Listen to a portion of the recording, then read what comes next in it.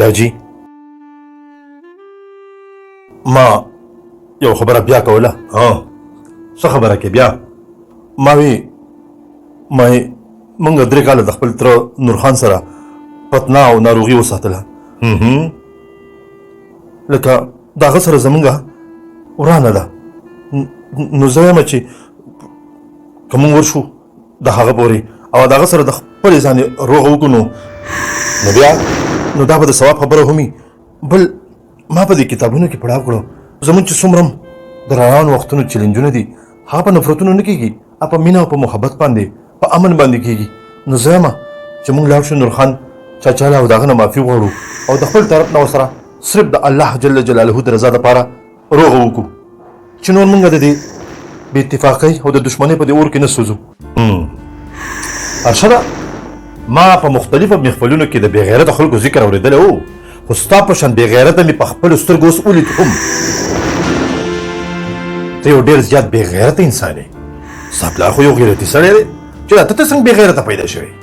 لکه زه به اوس په نورخان پسې ځم چې زه ستا سره روغه کوم، خلک به وایي چې ښه بد دادا په نورخان پسې روغې راتلی دی، مینه ته ورته کړې دی، معافي ته غوښتې ده. لکه ما نور په شرمونو باندې شرمې دا ټول کلي ته پته ده چې ته یو ډېر غیرتي انسان یې، خو په دې ځای کې نه پوهېږم. بخښنه غواړم چې ستاسو ذهن ولې بند دی. ګوره ارشده ما ته خبرې مه کوه. تا به لا تو ټکې ویلي خو ته د پښتو د روایاتو نه نه خبر. دا د پښتنو ملک دی، د پښتنو. زه داسې هرګز نشم کوی. د 3 کالو د دښمنۍ نه مونږ ته څه میلاو شو؟ صرف یره او نفرت. دا خو جدید وختونه دي، په دې کې څه خبره ده؟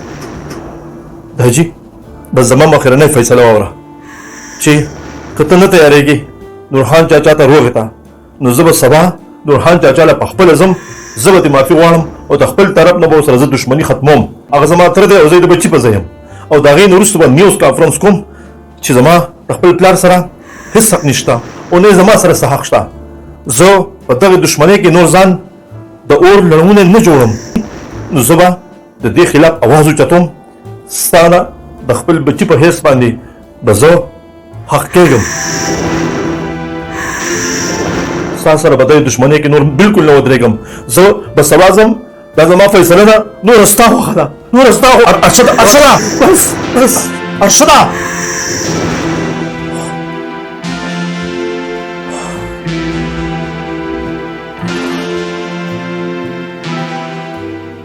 تا د ماته څه خبرې وکړې؟ داسې خبره ما ته چا اوسه پورې نه دي کړي.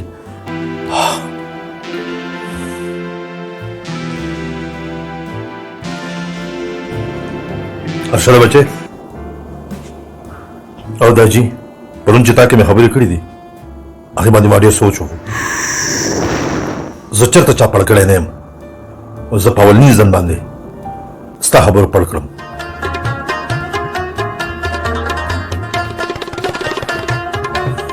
بچیا ډېر سوچ مې وکړو، ستا جدایۍ ته مې غاړه نه شو کېښودی. بچیا ځان تیاروه او زه چې ځو نورخان له چې زه ترې معافي وغواړم. ټیک ته چې غلطیانې ټولې د هغه وې او بیا هم ستا په دې خبره زه عمل کوم او را روان ژوند د خپلو بچو دپاره او ستا د مستقبل لپاره بلکې د ټولو معاشرې دپاره یو داسې پیغام ورکوم چې د دې نفرتونو نه او د دې تربګنو نه هېڅ نه جوړېږي. داجي ما نه ده ګټلې، تا ګټلې، تا اوس هم ګټلې او بیا دې هم ګټلې. که ما نه پرونو خبرو کې څه غلطي شوي بخښنه غواړم.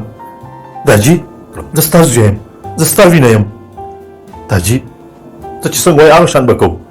بلکل تاسو ډېره لویه فیصله وکړه چې د یو بل سره د خوشحالۍ او د امن په نوم باندې وروړي بیا د سر نه را جوړه کړو او خلکو ته دا پیغام ورکړو چې د دې دښمنو نه تربګنو نه هېڅ نه جوړېږي. د امن او د خوشحالۍ لار خو روغه ده، صلحه ده. دا کوئی صحیح د خپل طرف نه وکړه او کو دا چاته درېمګړی کس وکړه ټولو ته پکې ثواب هم میلاویږي او د دې معاشرې دپاره د خوشحالۍ خبر هم دی. یا الله ته زما په خوږ پلار باندې په مونږ ټولو باندې ورحمېږي. زمونږ دا قدمونه یا الله په خپله تله کې قبوله منظور کړي. یا الله ته زمونږ مل شي، ته زمونږ مل شي. راځه چې ځو د امن په نوم، د خوشحالۍ په نوم او د محبت په نوم. راځه بچي، داجي چې ځو.